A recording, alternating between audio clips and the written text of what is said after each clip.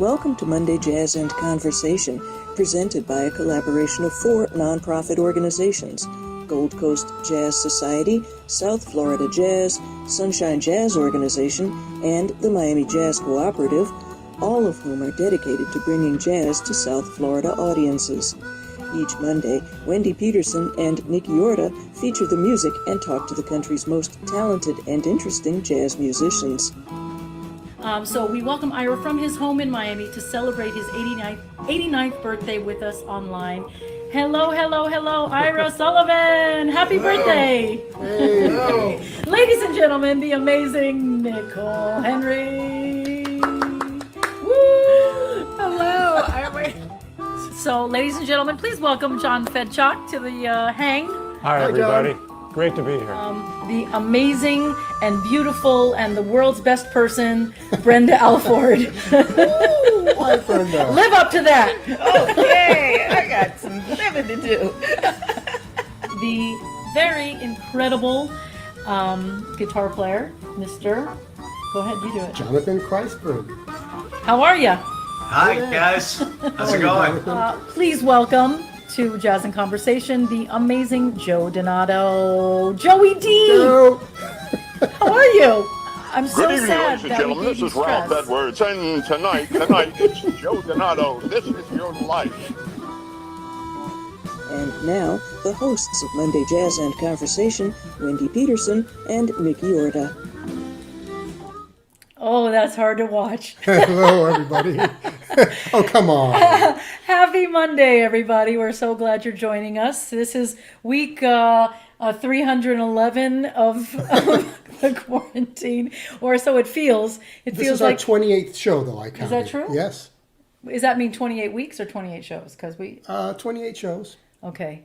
So, but it's been a long time. It's a long time. I feel like I've been in the bunker for too long. But anyway, we're glad that you are joining us. Today we have such a fun show. One of my favorite ladies is on and is going to sing live for us. And we're going to find out. It's like another one of those situations. I've known her for quite a while. I love her. But and I've hung out with her, but you don't usually sit there and talk about them about, oh, how did you become a singer and how da. So I'm going to ask every question I ever thought I could know or want to know or need to know about Kate Reid. You just watch. Anyway, we're going to start things off by just hearing her sing right away, a little video clip, and then we'll bring her on and she's going to sing for us live and in person.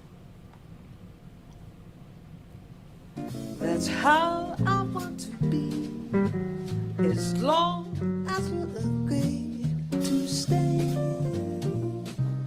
Old-fashioned, with me I'm old-fashioned. I love the moonlight, I love the old-fashioned thing. The sound of rain upon my window pane, the sorry song that April sings. This is fancies, all I say fancy. Side sides, holding hands, these my heart understands and more fashioned. But I demanded, that's how I want to be, as long as you'd agree to stay old-fashioned with me.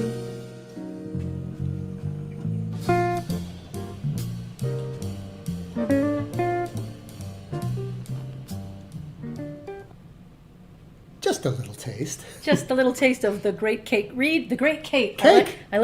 Kate. The great Kate. I like it. Anyway, please welcome to our humble Wayne's World of a jazz show, the amazing Kate Reid. Hello! Hi there. It's so good to be with you guys. Thank you so much for inviting me into your living room. Welcome to our Literally. foolishness. That's really what it is. It's fantastic. It's fantastic. We'll try to keep all the gook off you. You know, we'll try to keep you clean. No, bring it. All the good. I need it. Anyway, let's get right to hearing some music because I've been needing this. I've been needing a Kate Reid infusion of live music in my ear holes. You got it. So you got it. All right, here we go.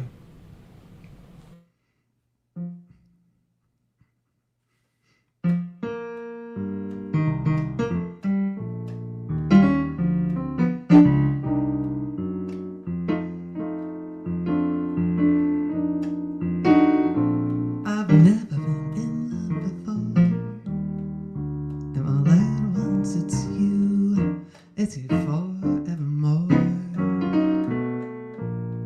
I've never been in love before. I thought my heart was safe, I thought I knew the score, but this is one that's all too strange and strong. I'm full of foolish song, and out of my song must pour. So please forgive this helpless haze I'm in. I'm really never been in love before. I've never been in love before. Now all at once it's you. It's you forevermore. I have never been in love before.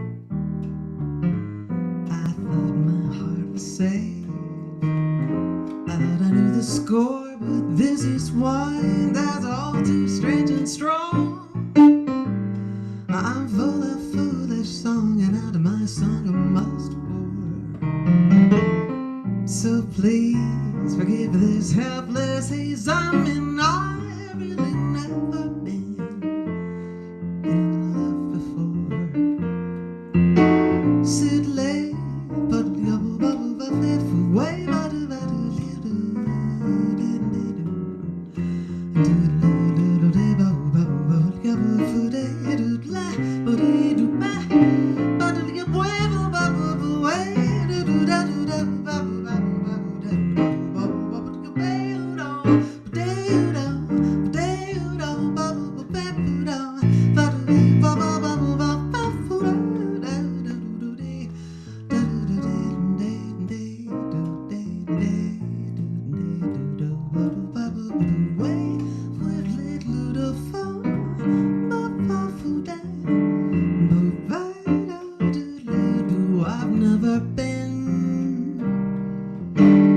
I've never been in love before. Now all at once it's you, forevermore. I've never been in love before. I thought my heart was safe, I thought I knew the score, but this is one that's all too strange and strong. I'm full of foolish song, and now my song must pour. So please forgive this helpless haze I'm in. I've really never been in love. I've really never been in love. I've really never been in love before.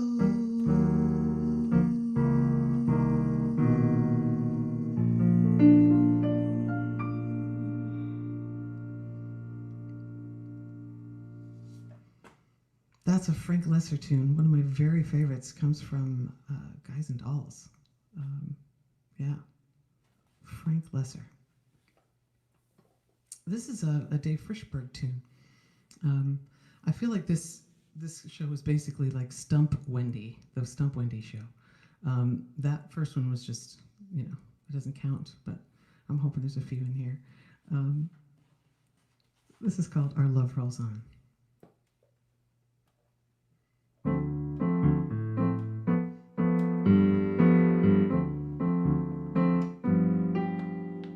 The clouds hang low and the rains do fall, and everybody sings a little blues after all, but I love our song. The skies grow dark and the winds do blow, and counting on tomorrow is the best I can go, but I love our song. I love a rose song. You and I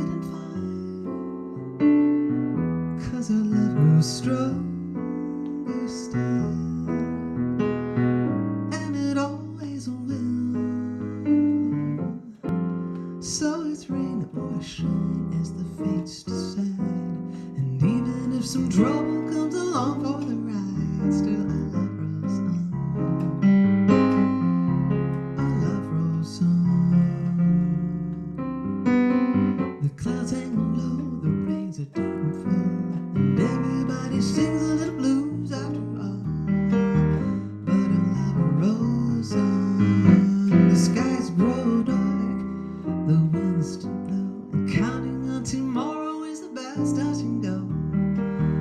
But I love rose on, I love rose on. You and I have a reason to try. We'll make it over the hill. We survived to 105, 'cause our love grows stronger still, and it always will. So it's rain or shine as the fates decide. And even if some trouble comes along for the ride, 'cause I love rose on, I love rose on. We can rise above it, 'cause I love rose on and on and on.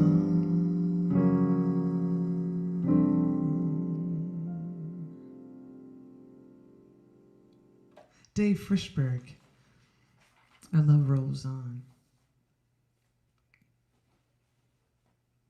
This next tune is an Ellington Strayhorn tune. I have to credit one of my former students for the opportunity to sing this tune. She was preparing a recital. This is a few years ago now. She was preparing a master's recital, and she brought this tune, and she had done the deep dive on YouTube and found a recording of this Strayhorn tune. I'd never heard it. And after she put it together, I said, you can just leave that lead sheet right on the piano. And it's just a great, great tune. This is called Your Love Has Faded.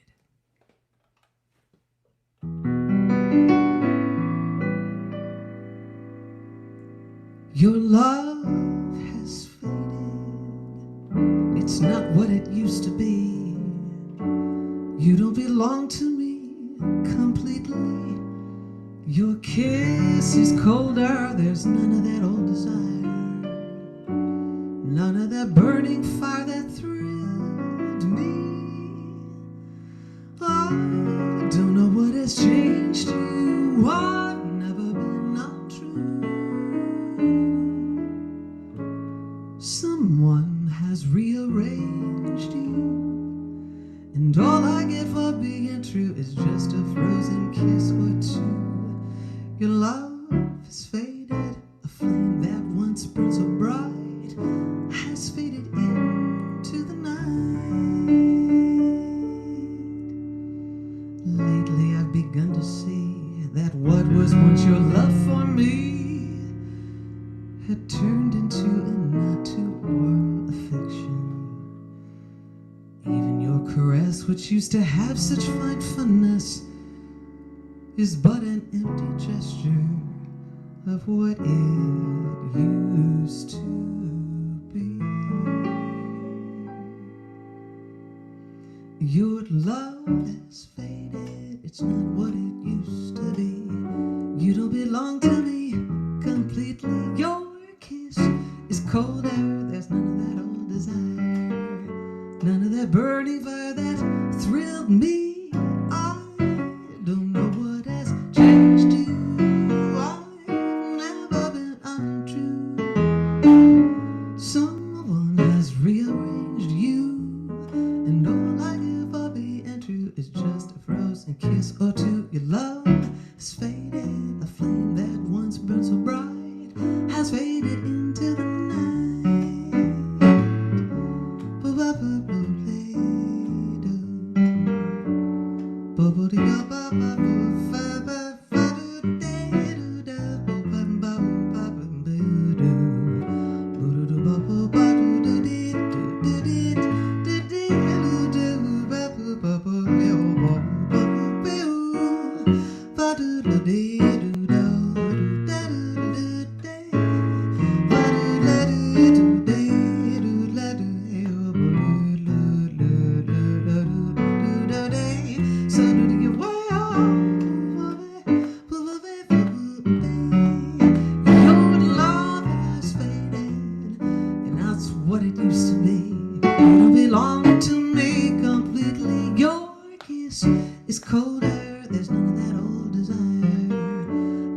that burning fire that thrilled me. I don't know what has changed you. I've never been untrue. Someone has rearranged you, and all I give for being true is just a frozen kiss or two. Your love has faded, a flame that once burned so bright has faded into the night, has faded into the night. Your love has faded into the night.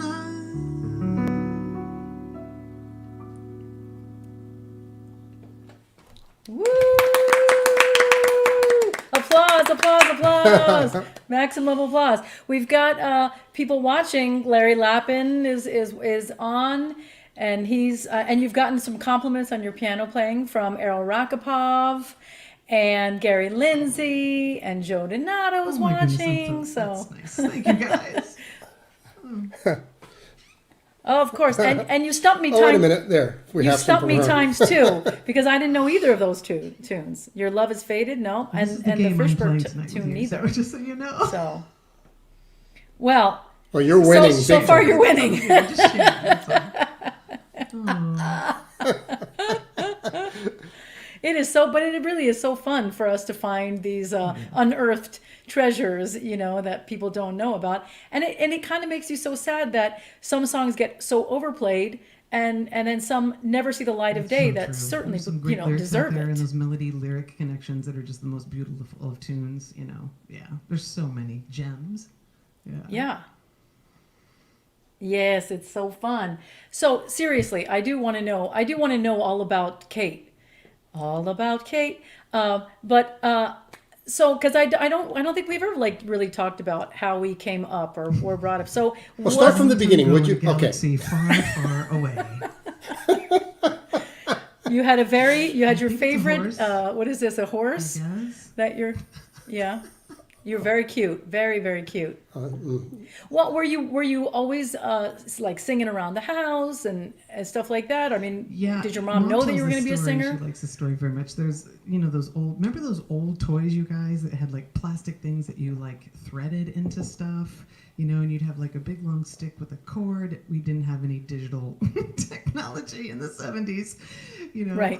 But we had Exactly. actual toys made out of wood and things. It was crazy. Anyway, there was some kind of like toy with a big long cord. It was like a carrot or something. And Mom said I used to stand on the landing at the end of the stairs as a youngster and just sing to the top of my lungs into this carrot. And they thought probably there's maybe a performer there or something. So, There's a diva living inside of that. yeah.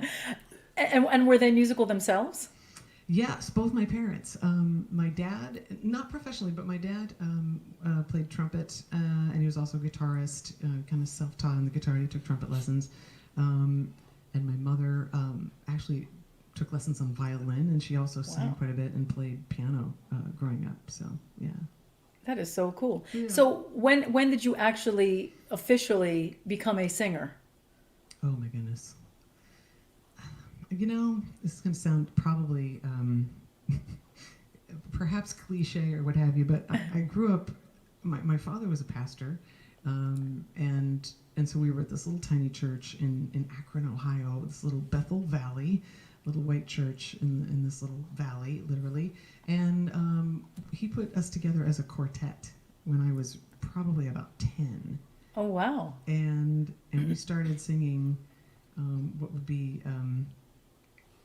Christian gospel music, coming out of like the Andre Crouches and the Gaithers and that kind of music, and really heavily influenced by a lot of country music, and specifically a group called the Statler Brothers. Oh, sure. We listened to religiously as kids, and talk about storytellers. I think I was really influenced by the storytellers of the Statlers.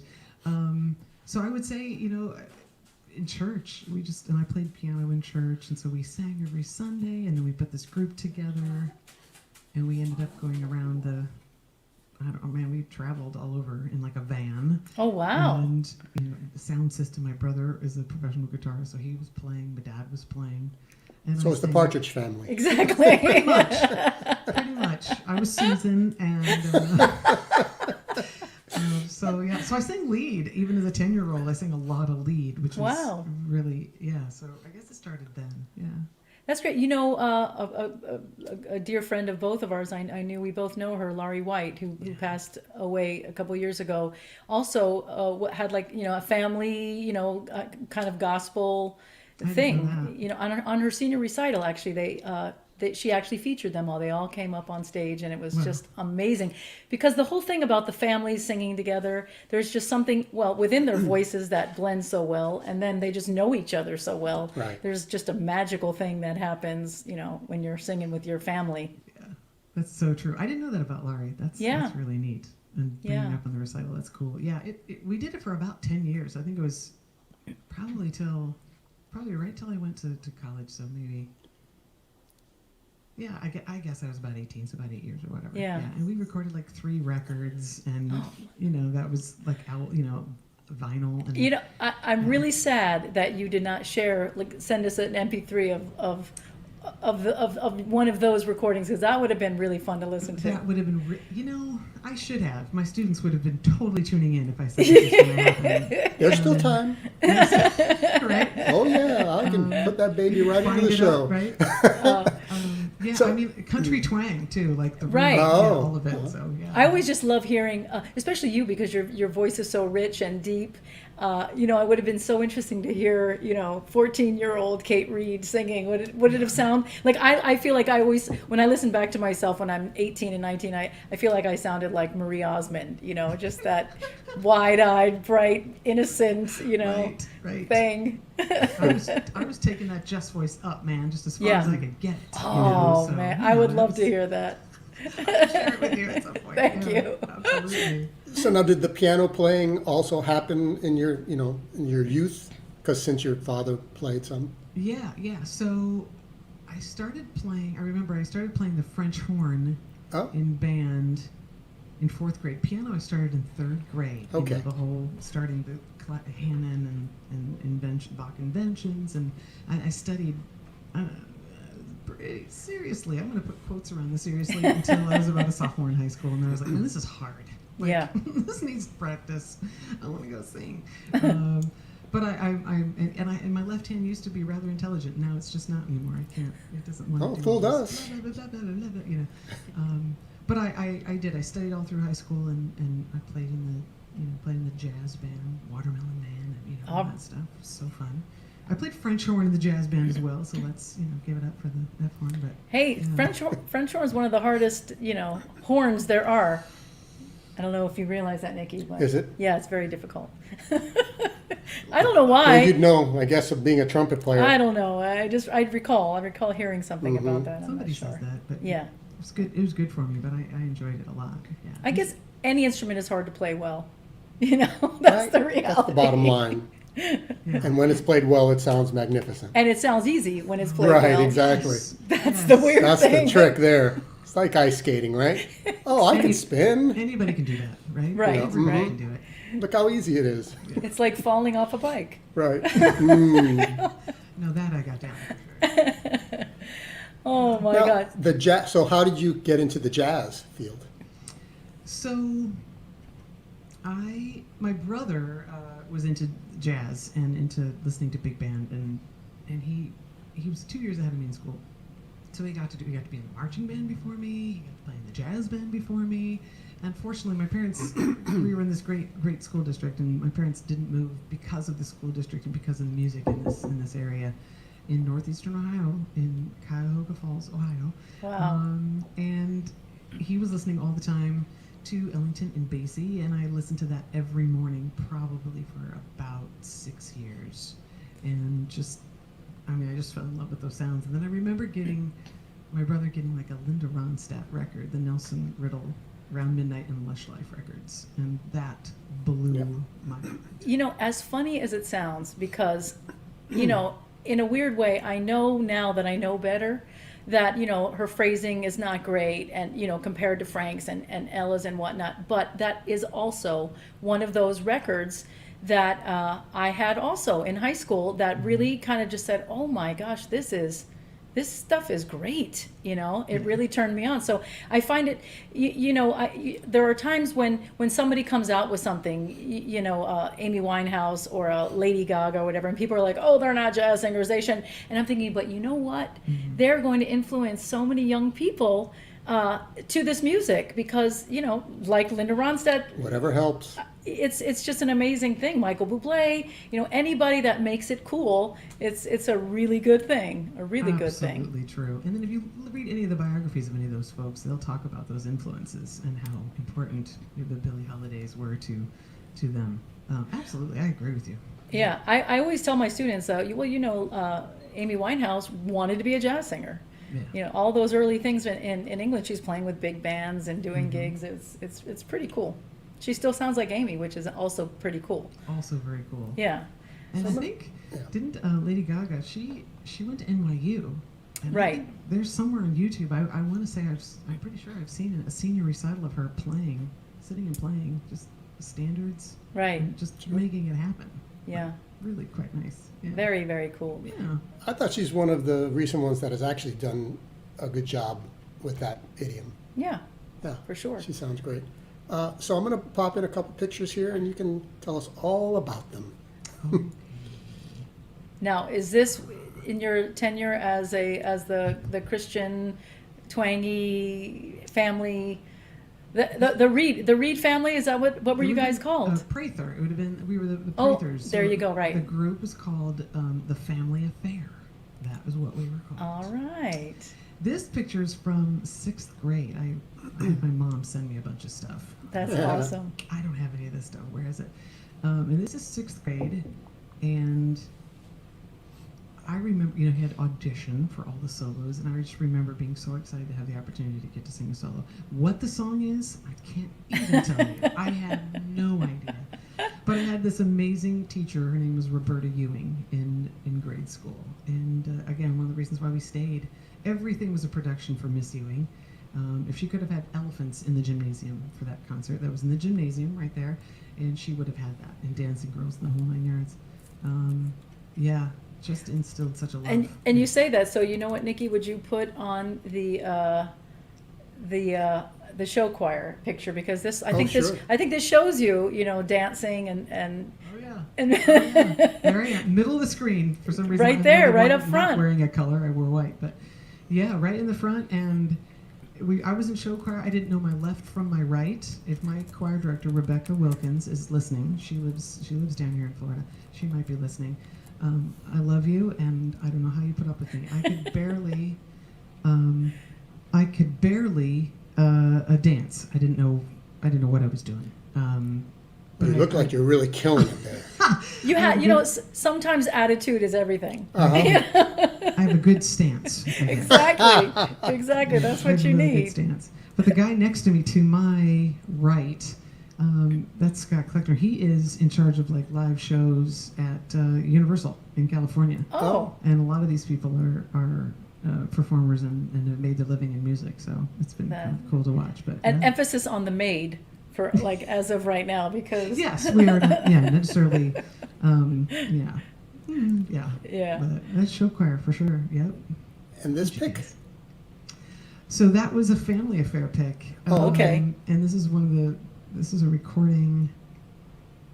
Yeah, I think I was 14. So this would have been 84. The other one was 82. Yeah, so this was 14.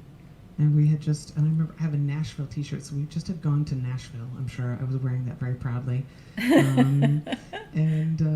Yeah, getting in the studio as a kid, though, what a riot. Just such a great experience. I don't know how my parents ever scraped enough money together to do that, but they did. And Right. we had a lot of fun. We really did. And did you find then did you like being in the studio, or did it terrify you knowing that it was going to be forever, on tape kind of thing? Like people know that red button is playing and it just changes everything. Yeah, the recording light is for real. Yeah. Yeah. I don't know that I was aware enough to be concerned, or I think I was just so into this whole, recording and then hearing it Right. all back. But hearing your voice recording and hearing yourself back for the first time, that's a thing. Yeah. And Yeah. And what's interesting too about that is, I guess because, I'm so used to singing and having, recording that I'm really used to what my voice sounds like singing, but still to this day, when I hear my voice back talking, I'm just like, there's just no way I sound like that.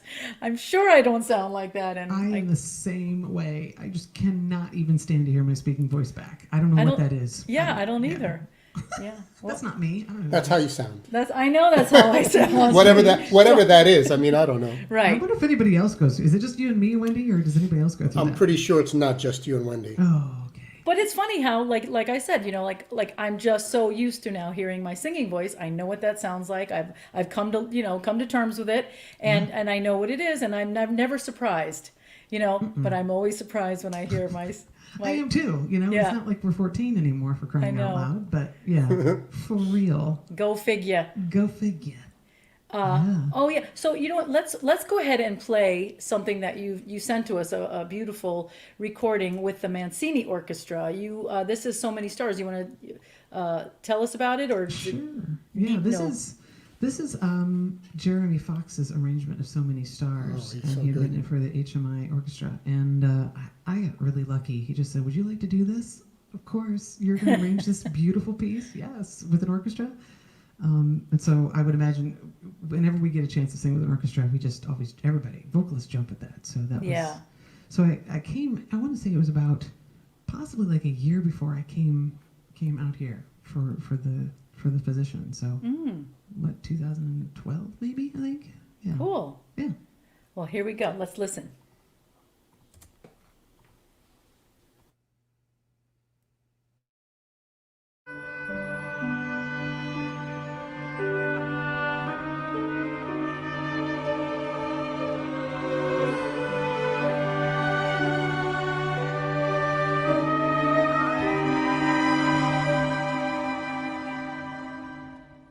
The dawn is filled with dreams, so many dreams. Which one is mine? One must be right for me.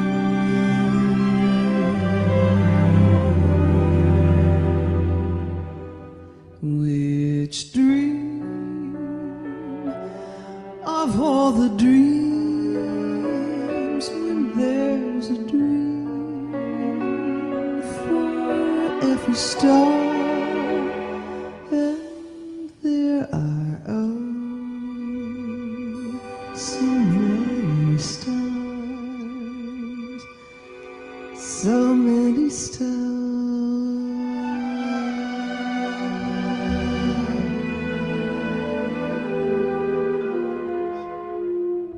The wind is filled with songs, so many songs.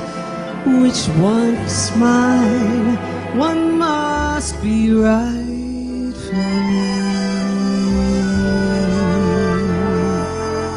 Which song of all the songs, when there's a song for every star, and there are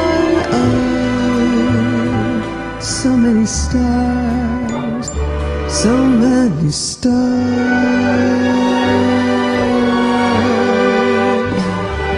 Oh, the countless days, the endless nights that I have heard, so many eyes, so many hearts, so many smiles. Which one to choose, which way to go? How can I tell? How will I know? Out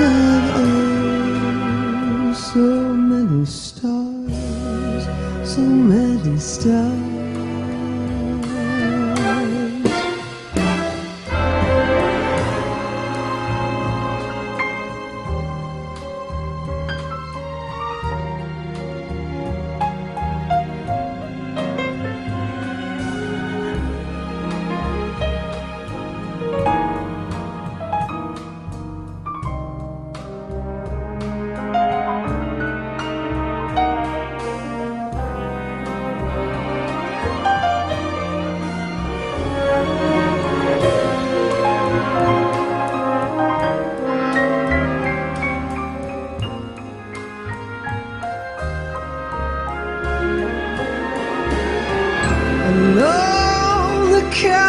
endless days, the endless nights that I have searched.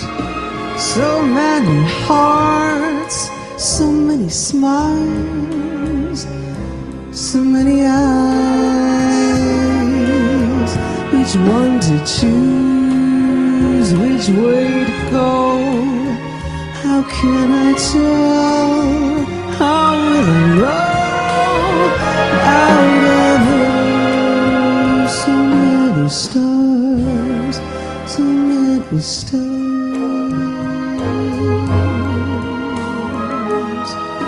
so many stars, so many stars,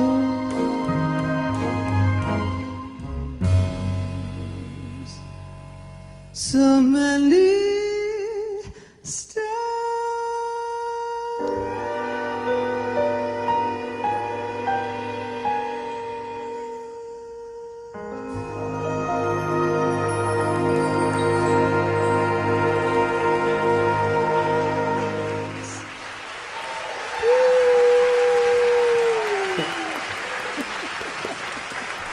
That's us. That's the sound of us clapping. That's exactly right. That has got to be. That has got to be. Boy, they liked it. Yeah, well, what's not to like? That has got to be one of the most gorgeous songs written, honestly. I agree. And the string arrangement, Jeremy, if you're watching or you'll watch later, yeah. is really nice. One of my sometimes my favorite things is that like one line with one line of strings, kind of a little bit of tension, a little rub with the vocalist, and nothing else. It's so powerful. And then when the whole thing comes in, it's so good. And to do that in Gusman Hall is a feat in itself. It's just that's such an interesting place to do that. How did you find that it's hard to hear when you're doing stuff with a big instrument, a lot of instruments there? Yeah, for sure. It's always a weird sound thing there. Do you find that? Yeah, the room itself. Yeah. But, I don't know. It seems that more for classical music, though. Well, yeah, I think that's certainly when you're playing some more aggressive jazz stuff, it seems to wallow a little bit in the natural reverb. But that sounded amazing. Yeah, so It's good. such a pretty tune, and like I said, I had the opportunity to come down, and wow, just what a privilege, to sing with her. So you went to. So where did you get your undergrad? So I went to Western Michigan University. Okay. I got my undergrad there, yeah. And then you came to U of M to do the masters? I did the masters, yeah. I did the masters 2 years later. Came down with Greg Jaspers. Right. Yeah. 2 years And later. did you get your doctorate here also? I did. Okay. I did. I got a phone call. I remember we were living in New Orleans at the time, and I got a phone call from Larry. And Larry calls me, goes, "What are you doing?" I said, "I'm hanging out in New Orleans." He said, "Do you want to get a degree?" And I said, "Yeah." I remember getting off the phone, and actually, I actually think I was in town. I think I had flown to Florida to do a thing with Mike Lewis and do like a cruise ship session or something, right? And I think Larry I might have been staying with him and Lynn. I don't remember. We were in the car, and he's like, "What do you think about coming back?" And I said, "All right." And I went home, and I remember saying to Steve, so Larry mentioned the DMA doing a TA again, and Steve says, "Let's pack up. We're going. Let's go back as soon as possible." He couldn't wait to get back to Miami. That's so great. It's so good to have a supportive, spouse that's willing to, move for you. Also, you always hear sure. kind of the opposite, but it's so great. Yeah. And Absolutely. and then you went off and you got a teaching gig where in California. So went to California, yeah. So I guess that was 2002. Graduated with I was all but dissertation, all but essay, and then got a gig in Orange County in California at a little community college, and was there for 11 years. Wow. Did you like it? Must be such a different mindset than this like very structured university thing. Yeah, well, absolutely, very different. And to come from UM to go to a community college, those are just very different animals. Yeah. And and then from South Florida to Southern California, also very different animals. I learned so very, very much. I remember getting the job and getting there the first couple weeks. I remember one of my colleagues comes up to me and he says, this isn't a conservatory, right? I'm like, what do you mean? He's like, well, it's just not a conservatory. I'm like, okay. But I just learned so much. I learned so much from the students out there. I learned a lot about teaching. I learned so much about people and myself. It was a really great experience. And then, of course, being in Southern California, and then a lot of jazz gigs and a fair amount of session work and stuff. So it was really fun. That's great. Yeah. That's great. Well, I would love to hear you sing some more because that's what we're here for. No, I'm actually here to learn to pry into your life, but I also and hear a couple of tunes and hear more music. See if I can learn some new songs from you again. So, all right. Stump Wendy. I got another Stump Wendy song. I'm excited. So, okay, here we go. This is a Bobby Troup tune. For those of you who don't know, one very well-known tune that Bobby Troup wrote was Route 66 of many others, and I learned this. I was listening to a Julie London record, and with her smoky voice. So this will be a very quick tune. This is called "Nice Girls."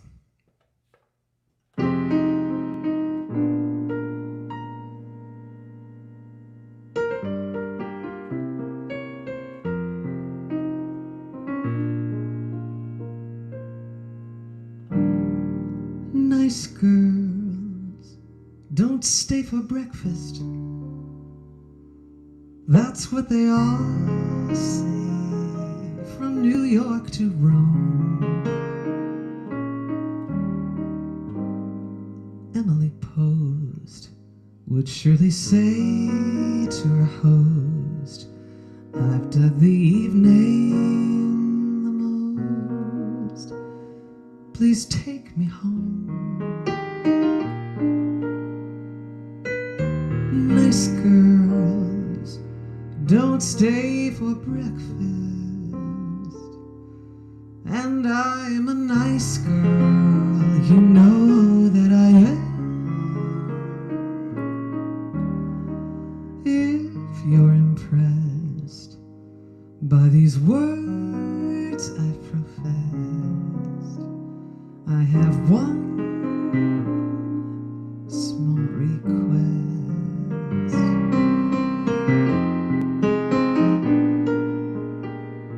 Nice girls don't stay for breakfast. That's what they all say. From New York to Rome, Emily Post would surely say to her host, I've dug the evening the most. Please take me home. Nice girls don't stay for breakfast, and I'm a nice girl, you know that I am.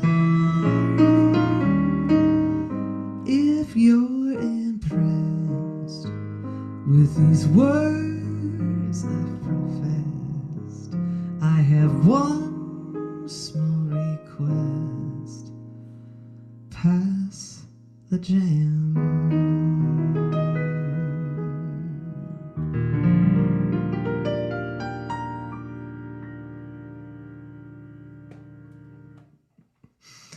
I just love that tune. It's such a great tune. Can't do it on perhaps all the gigs, but so that's Nice Girls, Bobby Troup. There's another. This is not a stumper.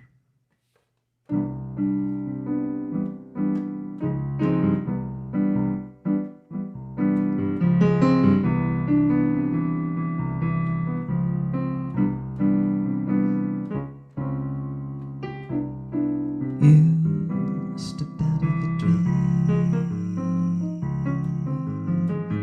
You are too wonderful to be what you see. Could there be eyes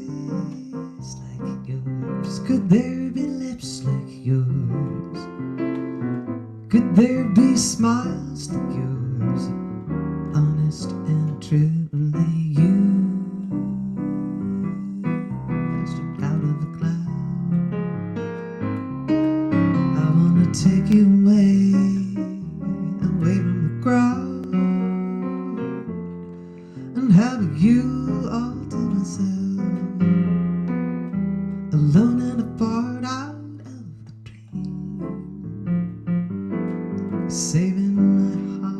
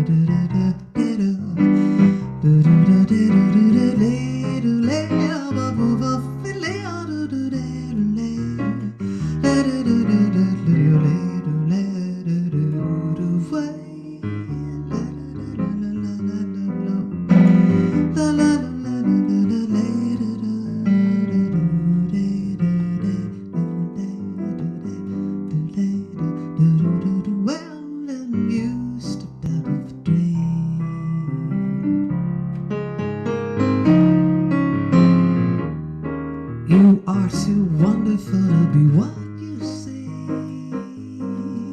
Could there be eyes like yours?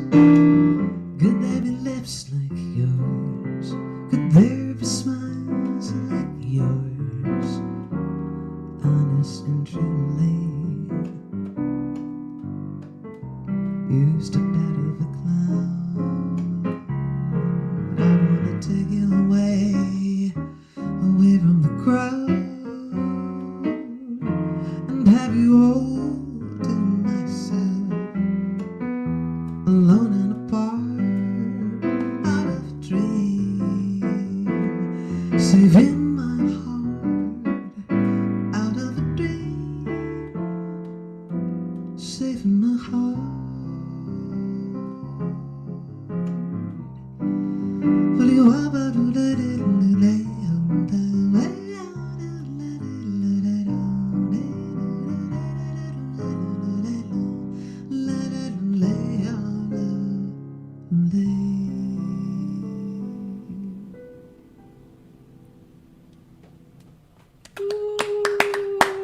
So nice. So nice. And you know, I have heard the Nice Girls tune, but I think I heard it a couple of years ago that when you were singing it, so it's kind of not fair that I have heard it. That's fair. That's fair. So this is the second time she's heard it. Second time. So yeah. Yeah, no, I think after I heard you sing it, I went and listened to Julie London do it and checked it out more because it is such a great tune. What kind? Yeah, I think that's so good. Wanted to just say one real quick thing. If you would put the tip jar thing on, we always just mention the fact that we would love to support our musicians who have not done a gig in quite lots of months.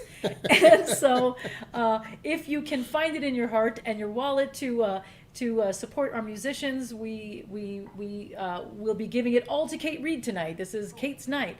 So you text the word tip jar, that's TIPJAR, the word, to the number 44321. It will send you a prompt to a link that is very secure and safe, and you can feel free to show some love to our wonderful musicians and fantastic.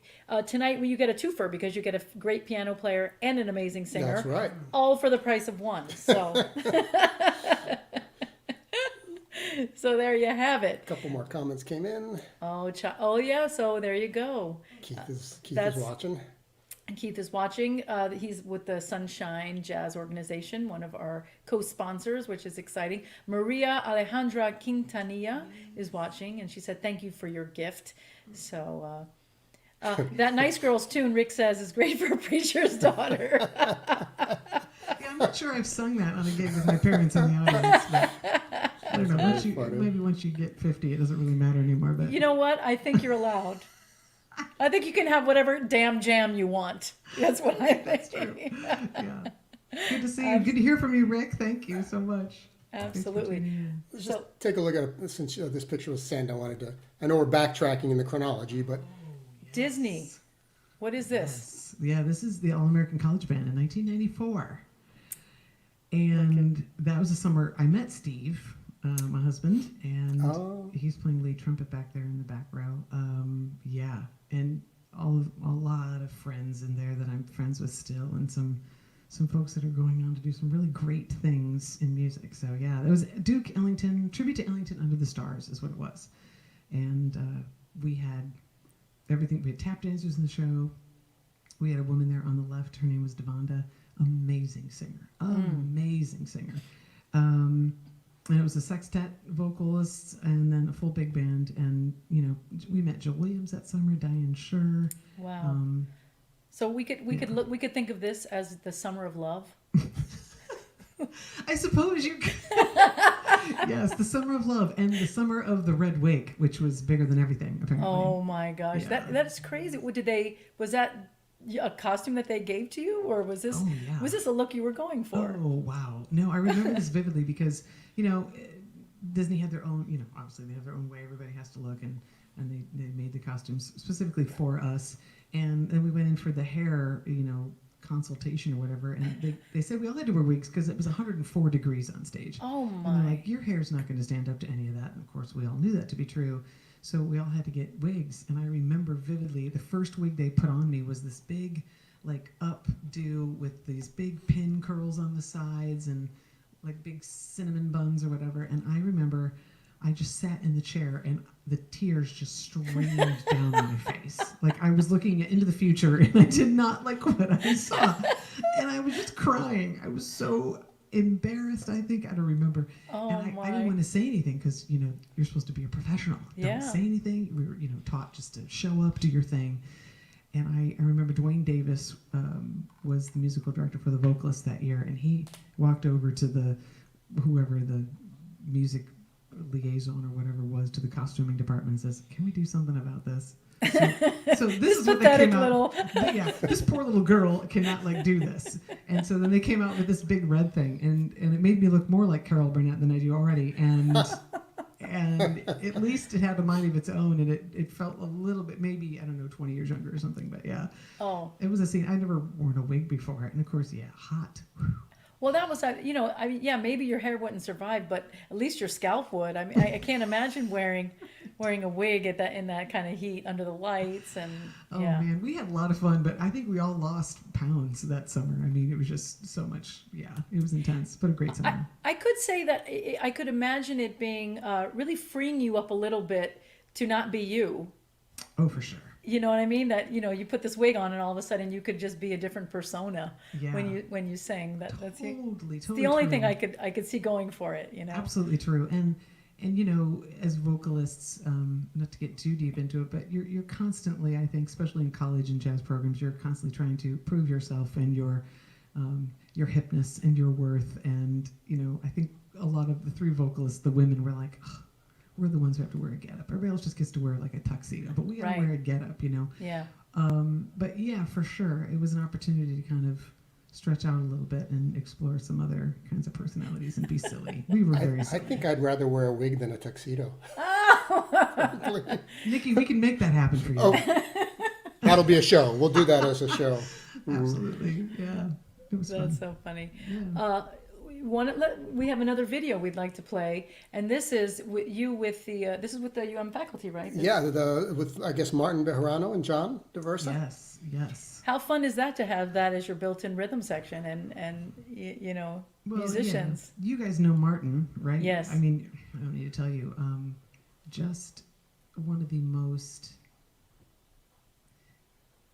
supportive, accompanying, interactive, challenging conversational players I think that's out there. I get, every time I get a chance to play with them, I'm just all like, you know, I get all nervous and excited. I'm like, oh, I'm gonna create something, because you know he's in the moment, and everything he plays is in the moment, and he's ready for whatever's coming, and his ears are the size of Kansas, and right. It's just so much fun. So yeah, we put this little thing together, and we rehearsed it so much.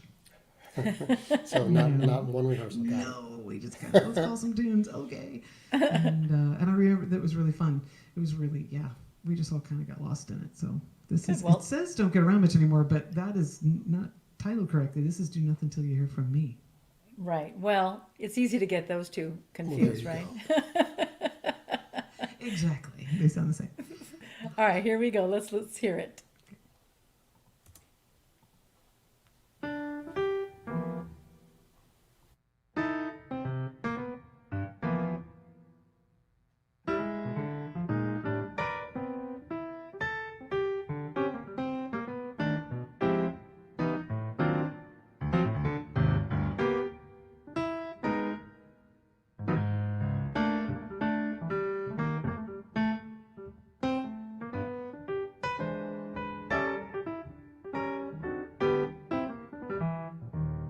Do nothing till you hear from me. Pay no attention to what's said.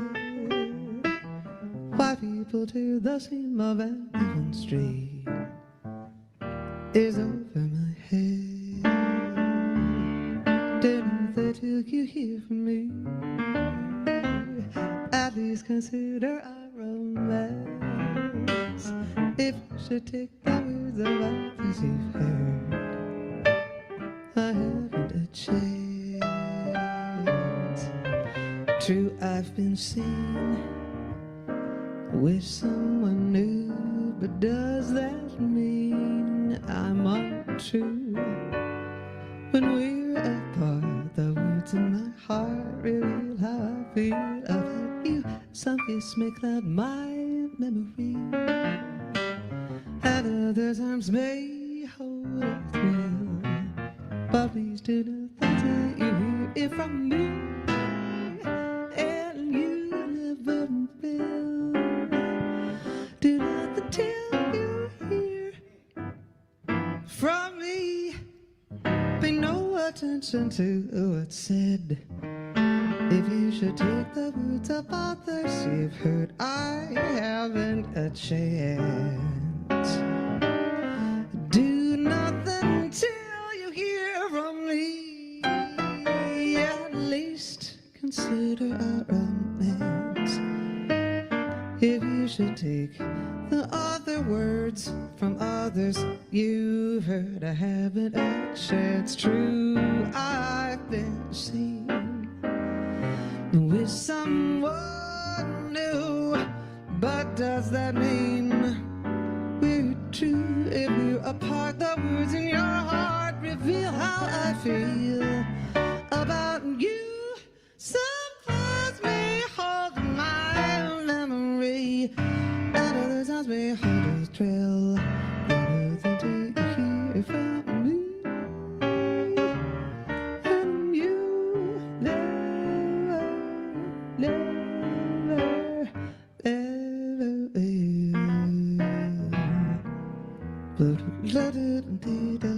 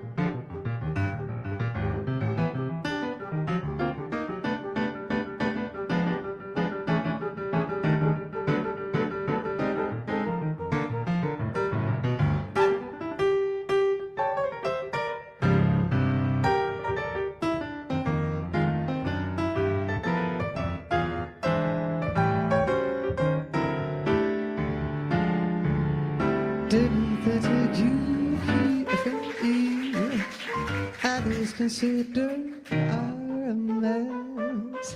If you should take the words of others you've heard, I haven't a chance.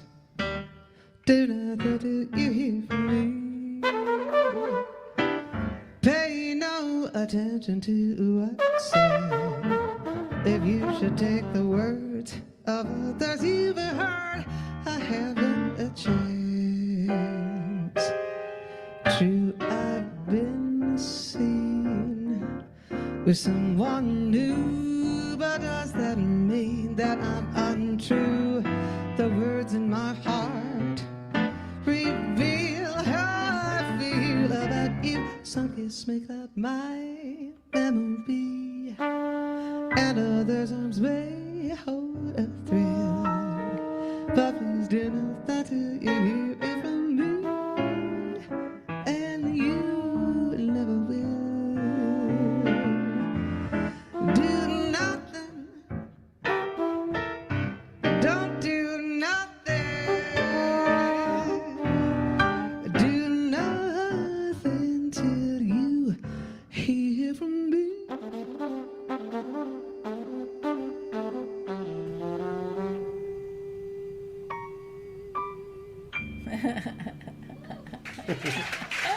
Mr. John DeVerso. Martin Band. Thank you so much for coming to Jazz Forum today. Yeah. I think I was there for that Jazz Forum, actually. I think you might have been there. I think I might have seen That was like when your first year there. Yeah, I think I went, and it was a great, the whole day was a great, every tune was just like that, just so spontaneous and fun and musical, and I was so happy, to know that the jazz vocal department was going to be in great hands, and it was great. Thank you for being there. So good. I remember being probably terrified to sing Jazz Forum, in 206. And if I'm not mistaken, Vince Maggio also was there. He was came. there. I believe Yeah. he was there. It was really kind of you to do that. Just Yeah. that the whole experience of singing for him, you know, it's just hallowed ground, you know. It's crazy, and it's crazy how nervous you get, you know, singing for, you know, it's just like that. You realize the expectations are maybe that you have on yourself, or I don't know what it is, but have you been back and played forums and stuff like that? Not as with my own group. I did a couple things with Mike Stern there. So the attention wasn't on me. Right. In a way, but in another way, it's like, oh crap, I'm there with Mike Stern. That's true. Please let me play, okay? I've seen some recent pictures. I mean, recently I've seen pictures of that, I think. It came up. I think it came up as a memory. Yeah, on my it's Facebook awesome. page. Just, you know, just so many, you know, amazing musicians coming through that room. Everyone has been through standing in that spot, you know. And you know, that video clip was with John DeVersa, and you were on the Kaleidoscope Eyes CD that he made. Yeah. Apparently, he didn't like what was happening here because he was yelling to the heavens. No, wrong, no. Yeah, exactly. He was like, "What are you guys playing? This is not what I wrote." He's a passionate guy. Oh man, and I didn't say, you know, we just talked about Martin. You know, John is just coming. He comes into the house from a different window. Like he just comes at it from a different perspective. You know, and that whole energy is really, really amazing to be around. And yeah, so these are the pics from the Kaleidoscope Eyes, which is the deconstructed, reimagined Beatles record. Yeah, it's so good. It was fun to go through that journey, you know, peripherally as just one of the backup singers or what have you, the choral people, but I was honored to be included in that experience, and yeah, that picture really says it all. I went trolling for that yesterday when Nikki and I were online, and I thought, oh, this is it, because this is the really, one. This shows everything. This shows everything. Yeah, that shows his humanity right there. Volumes. Totally true. Yeah. And you've done a lot of. You have your own recordings under your own Kate Reid brand, and you want to tell us a little bit about those? Sure. I would say the first thing I did, we were living in Manhattan. That was right after I finished my master's, and we moved to New York because that's just the greatest idea. It's what you're supposed to do, right? Yes, exactly. With about $-4, and again, what you're supposed to do. Yeah, totally. Anyway, Steve and I, a bunch of the college folks that we went to school with, or I went to school with in Michigan, with Xavier Davis, who I forget who's playing with Tom Harrell right now. I don't know who he's playing with. All these great players, and Keith Hall and Matt Hughes, they all lived in the city, and we said, hey, let's do a record. Sure. On popsicle sticks and Band-Aid budget. And somebody knew somebody had a studio in the basement of somewhere in New Jersey. Anyway, that was the first thing. And that was my first experience going through that. But then after we moved to LA, we did Sentimental Mood, and that was a kind of a trio quartet-ish album with Steve Barnes and Chris Connor and Ron Eshtay, 7-string player Ron Eshtay, amazing. And then after that, we did a few years later, The Love I'm In, which is a more trio-oriented. Mostly me on piano, but I don't think we had any guitarist on that one. And then just this last CD a couple years ago released a duo record, which seems to be a trend, but I went there and it was a blast, and did a duo record with 5 different players. That's amazing. It was really fun. A couple of pianists and 3 We have some guitarists. pictures. You want to pull those pictures up of the piano players and the different people that are on her duo CD? Because there's also some guitar players too. Yeah. On that CD, it's a great CD. It's very fun. That's it. Well, if you go up one more, you can put one more for the Fred Hirsch one, right? Here we go. So that was in the studio with Fred Hirsch. Right. So we're listening to a take. And I'd met him once before the session, but for a very short amount of time. So we really got to know each other on the session. And I think I've said this to Wendy, hanging out or ever talking about this record. For me, it was the opportunity to go through the journey of that musical exploration for the first time. We talked about tunes a little bit, talked about arrangements a little bit. Wow. And so you get to the studio at 10 o'clock, and you're recording by 11.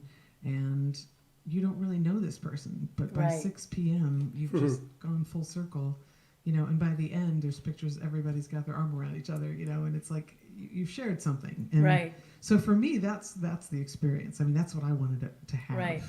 And then you capture some of that, hopefully, in a recording that is cool. Yeah, That's- it was wild. It's so funny how completely opposite my relationship with Jim Gager is, my duo partner, because he loves to rehearse and, Right. you know, and, you know, we know each other so much that we just do kind of weird things together, but, you know, we're so comfortable with that, you know, okay, well, let's try this. Sure. Let's try it. Let's see what happens. And so it's kind of an interesting way, you know, like there's no right way to go about making music. You know, it can be whatever you want it to be. We also have Taylor Eichste, yes? No. That's No, that's not yet. that's a Helsinki International Oh, okay. Jazz Vocal Festival. Yeah, that's Oh. Matt Folker. Okay. Yeah, that was a conference, I don't know, probably 6 years ago in Finland, and That's fun. I had a blast. That's to me is maybe one of my favorite things about, you know, being a musician, is getting to travel, you know, and make music with other, you know, people in other countries and other nationalities, and realize just how much everybody is the same, you know, how much we all are pretty much the same. Yeah, and that we can all communicate musically. Exactly. If we can't communicate otherwise, we can call a tune and a key, and generally speaking, we'll Yeah. end up at the Right. end together. There's something very special about that, for sure. Yeah. So this is Taylor Eichste in the studio from Yes. your recording. Yeah. And had you met him before? No, I literally emailed with him about tunes and keys, and again he came, and by the end of the day I felt like I'd known him forever, and it was quite a rush. And then we ended up doing a CD release together at Katano in New York. Oh, which cool. which was really fun. Yeah, he's amazing. Yeah, he You is. know, he's accompanied a lot of vocalists, and again, another one of those players that it's not. I don't know. Do you call it accompanying? You know, that's a whole other discussion, I suppose. But it's two people communicating together. Right. And sometimes it does feel like accompanying, but most of the time it's a conversation. Right. That's what we're looking for. That's so. when you're in the zone. Yeah. And look who it is. He's so amazing. Oh my gosh. Yeah. Romero. Just Bombo. couldn't have been nicer. So funny. He in the looks it. studio. Every time I see him on stage, you know, like I see him a lot with Diane Reeves, because Yes. and he just looks like he has a great sense of humor. He's a riot. We did one of Fred's tunes called Stars, right? And Norman Winstone wrote the lyrics to it, so it's called Endless Stars. And I wanted it to be, I can't remember it. We ended up doing it a different tempo than I originally wanted it to be, but his count-offs before he started were just like 1, 2, 3, 4. Boom. In just this immediate groove in a completely different, you'd go 1, 2, 3, 4. And I'd just be like, man, you're cracking me up. Like, I have to get it together. But I was like, come on, Kate. Like, you know, anything he could do to make me laugh. It was unbelievable. Yeah. And talk about Peter, because this is Peter Eldridge with Romero and you, but he produced the record. He did. You know, I'd been a big fan of Peter's, and of course, New York Voices. You know, they came to Western Michigan when they kind of first arrived on the scene as a vocal ensemble more than 30 years ago. Tee-hee. Right. I've just been a big fan over the years, and we were at a Gen conference in San Diego, and I just walked up to him and I said, "What do you think about doing a project with me?" And I think it's kind of duo-ish, and I don't really want to have it super over-arranged or planned. I just want to see what happens. What do you think? And he was completely into it immediately. And so he introduced me to Taylor and to Fred and to Romero and to Paul Myers, all those 4 people. And what a gift to have that experience to make music with those people. Yeah. It's so and so all of this stuff, just so people know, they can find it on your website, katereidmusic.com. Yep. Or CD on Baby. Yeah. Or Well, I don't iTunes think, and- you know what? I don't think CD Baby Yeah, I is think they're around gone, anymore. aren't they? I will have to check that out. Yeah, I'm I pretty think sure it's they're- Amazon and Oh, that's iTunes. right. CD Baby is kind of. Yes, Okay, yeah. it went the way of Of other I don't know. things. Yes, of other Yeah. things that are fleeting. Yeah, so yeah, definitely check. All of the CDs are there on. I think on one I have a playlist of you. I have a Kate Reid playlist. Oh, yeah, that Spotify. has on Spotify that has all of your CDs on it. Aw. Not that I'm a weird stalker or anything. You don't have to worry. I promise.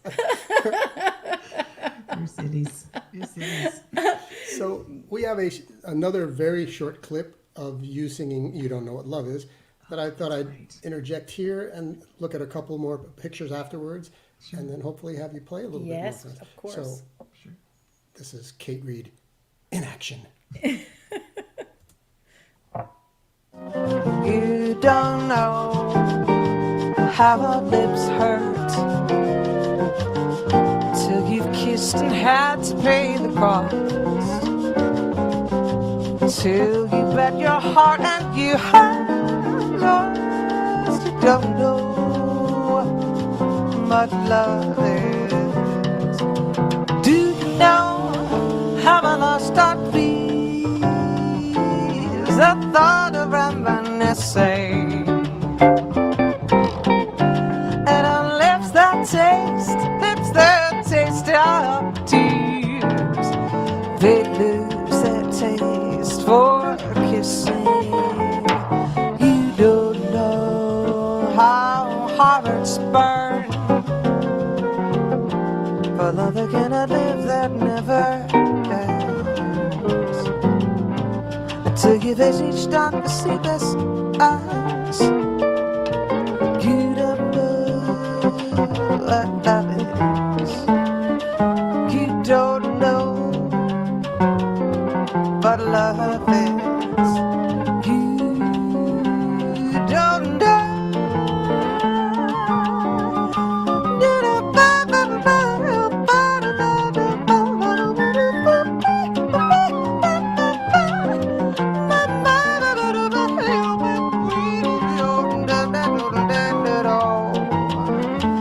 You don't know, you don't know, you don't know what love is.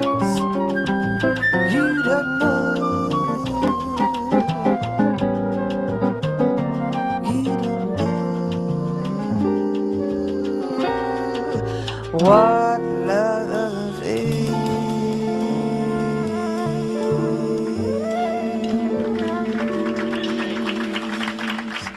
Woo, woo, woo, woo, woo. Where was that? That's a club out in Orange County. It is no longer, sadly, but it was my jazz home while I was living in LA, in the LA area. It's called Steamers, and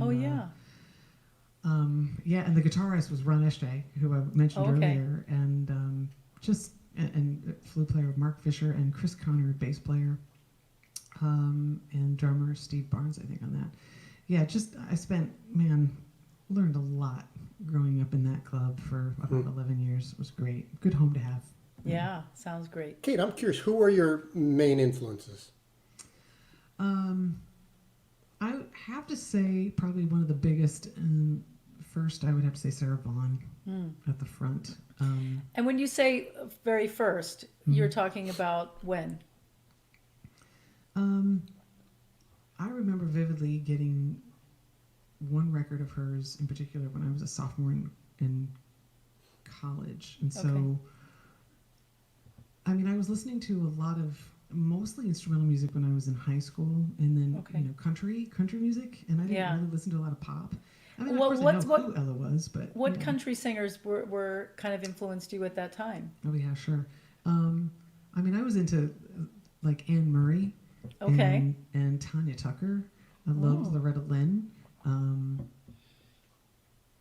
Dolly Parton is I'm a huge Dolly Parton fan. There's just something about all the things that is Dolly Parton, but lots of, I mean, and Waylon Jennings, and Hank Williams Jr. and George Strait, and there's a twangy part of me right there. The country roots run deep. I mean, that's true. They do. My students would be flabbergasted if they knew that, but just because people just don't assume, I think, that you can have, like you said, we were talking earlier, there are just so many influences. Well, and the reality is country music is kind of the early storytelling music also. For sure. Absolutely. Yeah, but I remember the record. I was a sophomore. It was Sarah Vaughan, and I think I say that record in that moment because that record I learned absolutely every note, and to this day, if I sing a tune that she sang on that record, I really have to concentrate and not like ripping whatever she did. Right? But it was How Long Has This Been Going On with Louis Bellson and Ray Brown and Joe Pass and Oscar Peterson, I think, and it was just, man, yeah, I wore it out. I think I had on cassette. And those were the days. Those were the days, my friends. And then quickly after that, I got really into Mark Murphy.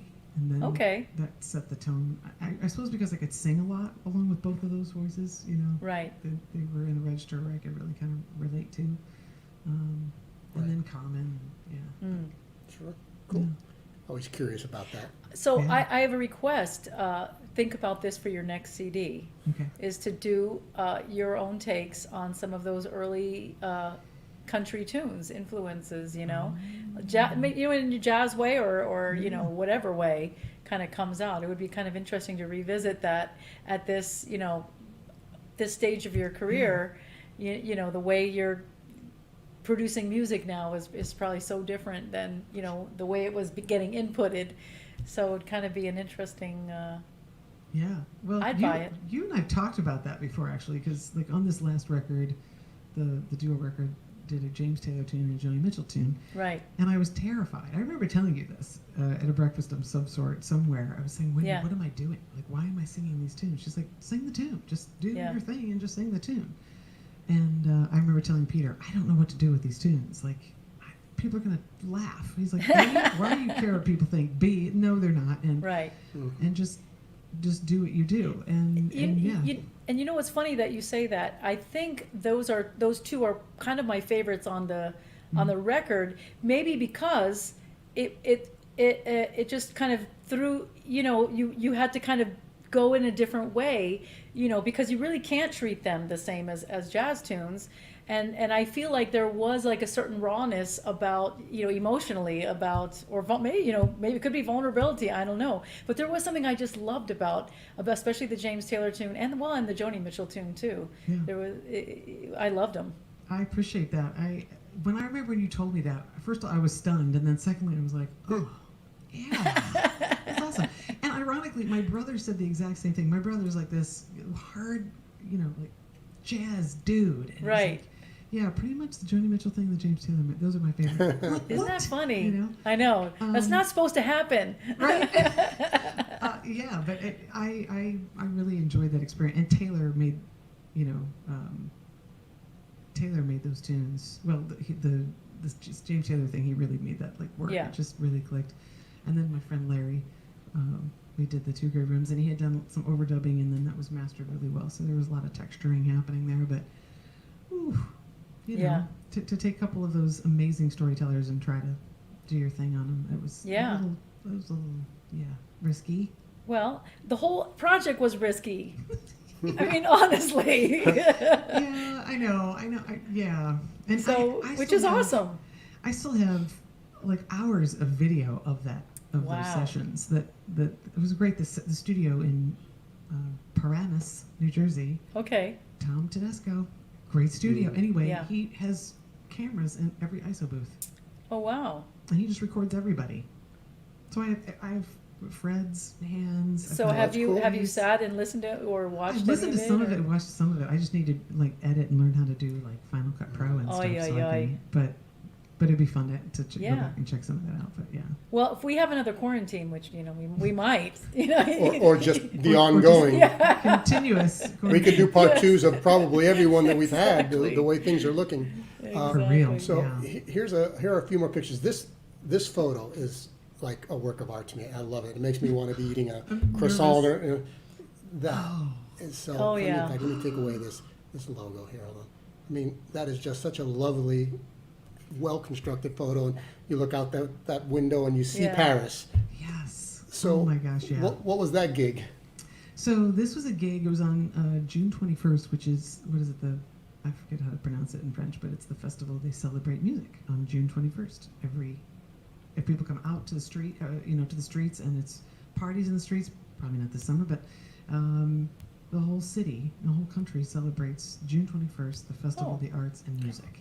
Nice. And so all the clubs have music. And so, so funny how I got hooked up with these gentlemen. A former student of mine when I was a TA at UM had gone over to live in Paris, had followed some girl over there, and he lived over there for a while, and he started singing. He was a jazz vocal guy, so he started singing, and he got connected to this pianist somehow. So when we went over there one time, I said, hey, what's this pianist's name? Where does he play? Can I go? So we found the pianist, got connected. Pretty soon, I get connected to this guitar player, Jean-Philippe Baudier, and Jean-Philippe got me a bunch of gigs while we were over there vacationing. Oh, cool. Oh, how nice That's is the that? best. It was so awesome, and we just plugged into his amp, and I brought a mic and a cable because I just was feeling optimistic, and we did a bunch of gigs, and that was one of the gigs, and it was just really, really fun. And those players, they're just it's just so fun to feel how different people that have come up through music in different ways, what they feel and how they feel it. Yeah. I remember that. I was, of course, wanting it to be fun. The whole time you're up there thinking, oh, I hope this is fun for everybody because I'm having a lot of fun. I hope everyone's just having fun, Nice. Yeah, it was great. I always feel in general, if you're having fun, chances are the audience is having fun. Absolutely. Absolutely. You can't. That is true. It's catchy. They may not understand the It's music, like but a they vi- understand that you're having fun. It's like a virus. Oh my God. It's catching. It's catchy. Wow. I do agree with you. I do the authenticity, yeah. And look, so we didn't even touch on, your full-time gig, your amazing tenure at the University of Miami as head of the jazz vocal, department. How are you enjoying yourself? I am so thankful for these students. This is the whole program a year ago. It would have been August, I think. And Allison Wedding she's next to me on my left, had just joined the program. I'm amazed at the level of the students that are in this program, and in, of course, the School of Music, and also studio music and jazz, but brilliant, and of course, in these COVID times where we're all learning how to function in different ways. Well, they're probably way technologically more advanced than, you or I, or yes. If I need any help, they're like, oh yeah, you just need to check that, and then you do this, and then it's fine, for sure. But I constantly learn a lot, and you have to stay about at least a couple of steps ahead of these kids, which is hard. They are keeps you on your toes. Man, are they burning? So it's been a lot of fun. I have a set of seniors now. I don't know how many this is for me that I've brought through, but it's hard to see them go. I can imagine. What's interesting is that they stay the same age, and we keep getting older, and that's what's really wacky. But we don't. It doesn't feel like we're getting older, and that's the scary thing. It just feels like we're the same. But then at some point you realize you were born when? What year? Oh my God. Yeah, I think I asked somebody. Somebody said, "Oh, I'm from New Orleans." I said, "Oh, I lived in New Orleans." And then he's like, "When?" I went, "Oh, you weren't even like a twinkle in anyone's eye."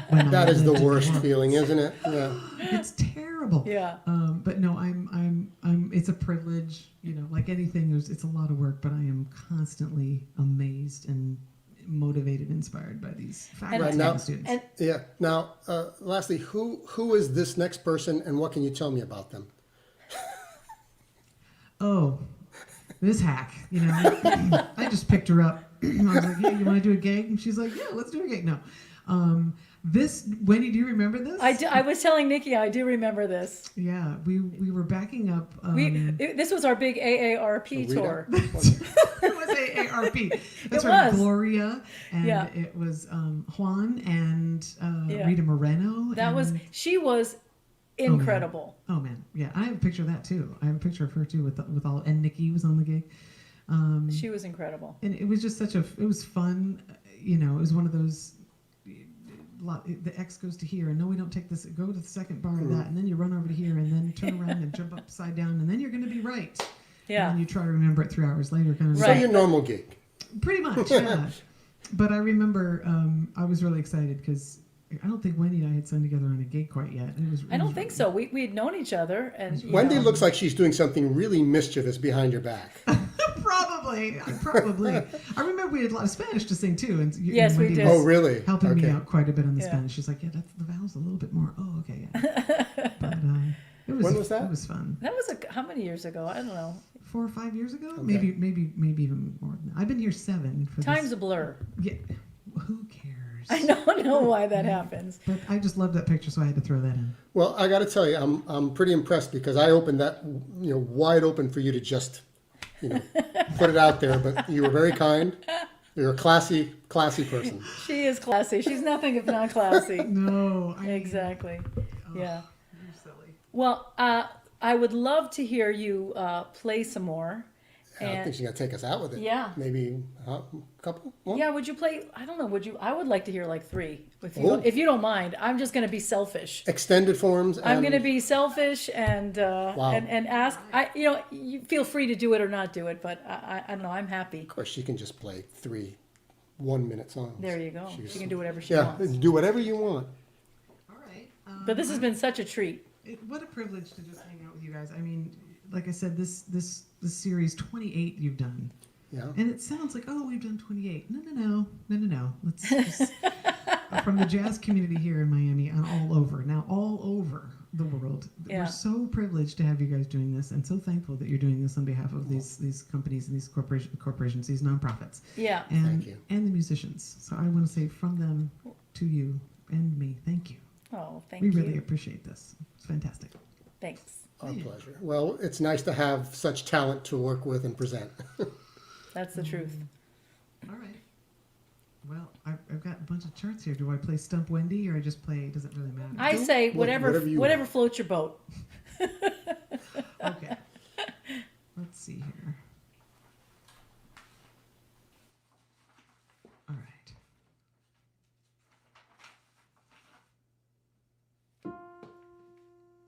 Wild is love. Whenever 2 hearts meet, wild is love. Bitter but oh so sweet. And I know I must go wherever love takes me. Whatever love makes me, I will be like a fire, burning beyond control. Wild is love, deep in my heart and soul.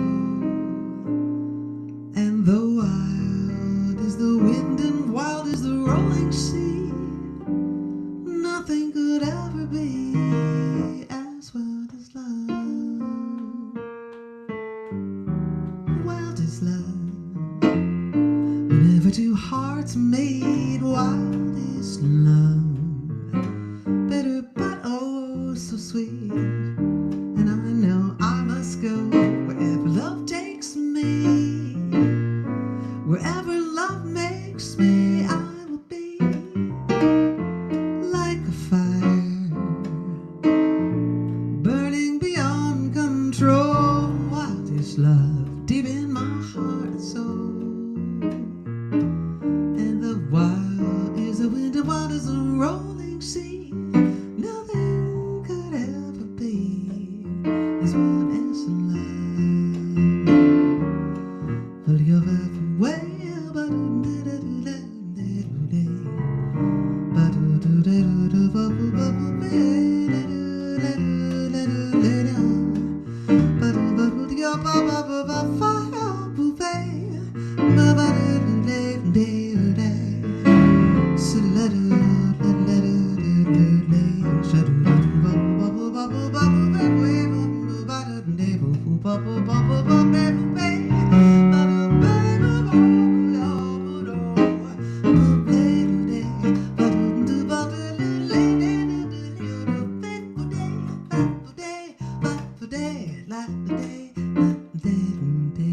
Wild is love.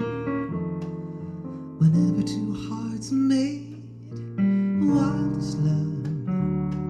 Bitter but oh so sweet. And I know I must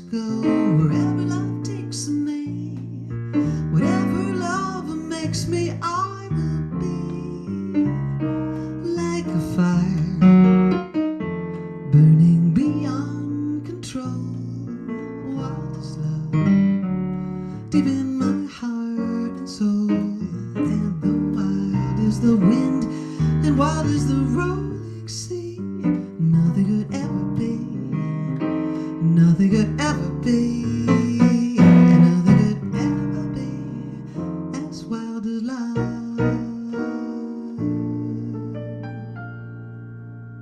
That's Wild as Love. That was released in 1960. Probably the first recording of note was Nat Cole. I have a tune here from Johnny Mandel and Randy Goodrum.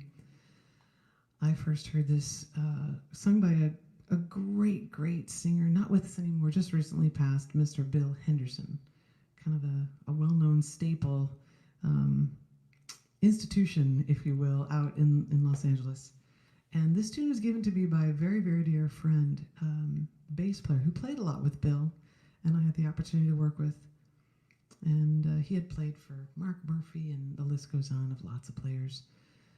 And he and I started to work together. Chris Connor was his name, bass player. And we just lost Chris. And he gave this tune to me, and I just thought it was a great tune. Johnny Mandel, Randy Goodrum. This is called Living Without You.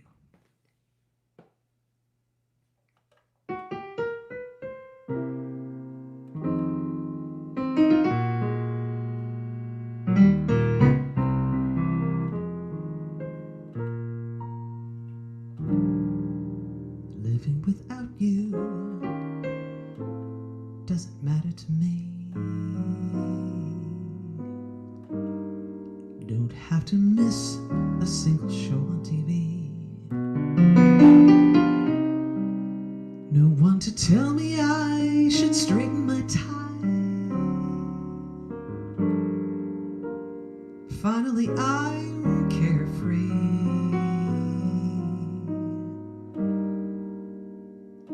There's just no end to all the things I can do without you. There's much more room without you.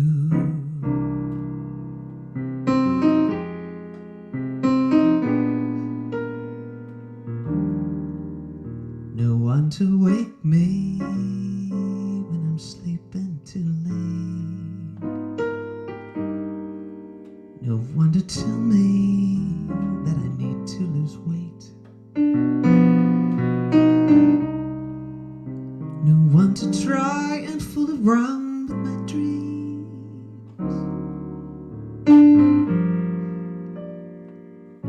Life's gonna be less confused. My friends all tell me I'll be happier soon without you.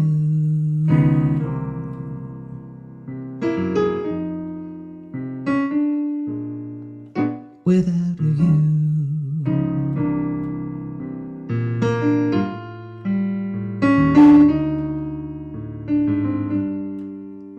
We started out with such a flair, such a perfect pair. It was paradise, at least for a while. Now that you mention it, there's not much to do without you. Kind of blue without you.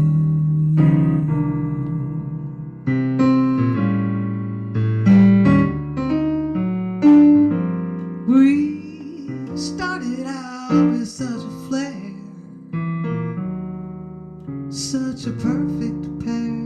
It was paradise, at least for a while.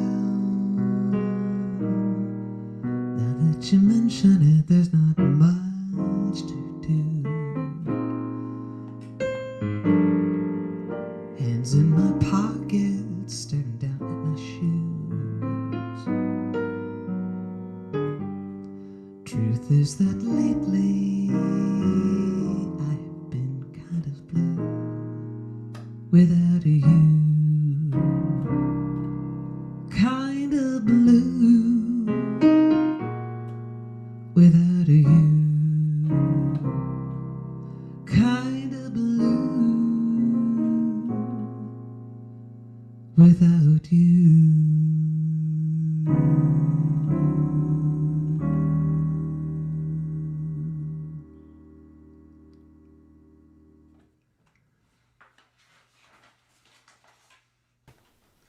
That is such a great song.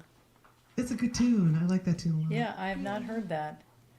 I just wanted to say that. I didn't want to stop you from doing another song. I just wanted to say that's a great song. You just wanted to interject. Okay. I did. I wanted to do this and say. Thank you. So back to you. Back to you. I got one more for you. Here we go. That is a good tune. I don't know. There's something when we get to hear great lyrics and sing great lyrics. You turn the tables on me, and now I'm falling for you. You turn the tables on me. I can't believe that it's true. I always thought when you brought the lovely presents you brought, why haven't you brought me more? Now if you'd come, I'd welcome anything from a 5 and 10 cent store. You used to call me the top. You put me up on a throne. You let me fall with a drop. And now I'm out on my own. After thinking it over and over, I got what was coming to me. And just like a sting of a bee, you turned the tables on me. You turned the tables on me. And now I'm falling for you. You turn the tables on me. I can't believe that it's true. I always thought the lovely presents you brought, why haven't you brought me more? But now if you come, I'd welcome anything from the 5 and 10 cent store. You used to tell me the time you put me up on a throne. You let me fall with a drop. Now I am out on my own. After thinking it over and over, I got what was coming to me. And just like a sting of a bee, you turn the tables on me. Like the sting of a bee, you turn the tables on me.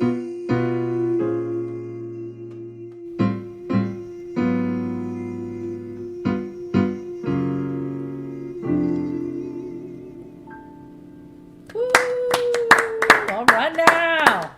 Kate Reid. Kate Reid. Thank you so much for indulging us today and letting me delve deep into the Kate Reid vaults and psyche. Such a privilege to be hanging. What a great way to spend a couple hours with you guys. Right? Well, we so appreciate it. It's like I said, it was so good to get to hear your voice and hear you sing and play. And my cup runneth over now. I can go forth. And you know, like tomorrow when I teach, I'll just be like, I'll be filled already, and I can just, you know. Sometimes the vessel's empty. You know what I'm saying? Man, I can dig. I can. Oh my God. Well, this was just really so great to just kind of regale some memories and see some old pictures and be crazy and silly. Well, I can't wait to see you in person and hear you in person when the time is right. But I miss you madly, and miss you too. so happy to see you. Really great to see you both. Thank you, Nikki. Thank you, Wendy, for Thank you, all Kate. of this. Stay safe, and we'll see you soon. Okay. Thank you. Good night. Good night. Well, that was fun. That was fantastic. And it went by so fast, too quickly for me. But So, want to just do some mentionings of our partners, because we are so proud and pleased to have teamed up with the best jazz nonprofit organizations there are. The first one I'm going to talk about is my very own organization. Oh, okay, well, we can do that first. Let's do that. Are you forcing my hand? I'm Is that forcing what's your hand, I happening? just did. We're going to talk about South Florida Jazz, because that is one of our partners, and I just want to say the level of presenting that all of these organizations do, and the seasons that had to be canceled because of COVID is just heartbreaking, because they're bringing people, especially South Florida Jazz brings people from all over the country, if not all over the world, to Miami and Fort Lauderdale, and just puts on just amazing shows of people that don't normally come down here, and then we get to reap the benefits. So we're really proud of to be partnering with southfloridajazz.org. So please go to their website, see what they're all about. Feel free to fund them if it makes you happy. That would just be great. Next, we've got Gold Coast Jazz Society, which is another one that they're in Broward, and they do most of their shows out of the Broward Theater for the Performing Arts, and just once again, fantastic seasons. The things that they do, plus the educational component that they have, and it just breaks my heart, thinking about all this kind of time lost. And that's one of the reasons why we do the show every Monday, because we want to keep the music going in any way we can, and it's just wonderful that we can all partner together. The next one is the SJO, the Sunshine Jazz Organization, and again, both education wise and shows that they put on up in North Miami each and every month. Just it's astounding the level of things that are happening, and that, well, actually I say are not happening because this is going on. So we're really missing out, but trying not to miss out, trying to stay positive. And also, last but not least, the Miami Jazz Cooperative, which has my heart, because I'm one of the board members, and both Nikki and I are founding members, and we do put on things each and every Monday night. We were presenting live music, plus during the season we were presenting music every Thursday afternoon at Jackson Memorial Hospital, where we would just bring in different artists from the community for the people that work there, and the patients there, and anybody who wanted to come in the community, all free. So lots of things that couldn't happen due to this pandemic. So in our own little tiny smidge of a way, we are trying to keep the music playing. And things to look out for is this next Monday night, a week from today, is the most incredible human being, Chad Bernstein, is going to be featured. He's a trombonist. We have here on the flyer a visionary, because he's the one that started Guitars Over Guns, and is really doing an amazing job of helping youths at risk, and just youths in general, to find music over violence and different things like that. And music is such a powerful and healing thing. And he's going to talk to us about his trombone playing, because he's fantastic, and also his amazing work in helping. He is a true hero, for sure. Then we were going to have Hendrik Murkins, who is just an amazing, one of the best, certainly the tallest harmonica players in the world. Never gets old. And it doesn't. And he's just a funny, crazy character. But he actually got a gig. He sent us an email. But for all intents and purposes, was canceled, reemerged. Right. So he's got this gig in Germany. So we postponed him till the end of November, I believe. So we've decided to put together kind of a highlight show that's going to have just a lot of some of our best live performances from these shows that we've been doing. And crazy moments. Well, fun moments anyway. There's no crazy moments. Nothing. But seriously, the end, the last week of October, we will be featuring the one and only Duffy Jackson, and I do not think you want to miss this, because we've already been in contact. We've been in contact. We've been talking. The show has started for us. Yeah, he's excited, and he what a character. So we're really excited to be able to present to him, because for those of you who don't know who Duffy Jackson is, he's a drummer extraordinaire, and plus he sings, plus he plays bass. Yeah. Comes from a long lineage of amazing musicians, and just one of the nicest and just funniest guys you'll ever meet. So watch, because I think you're going to really enjoy it. And once again, we thank you for tuning in, and we hope you share. to your timelines so that we can reach even more people. And like our page and the channel, and go check out our partners' websites. And we're gonna all get through this together. But in the meantime, wear a mask, stay safe, do what you know you got to do. Do it. Do it. And we will see you again soon next week. Good night.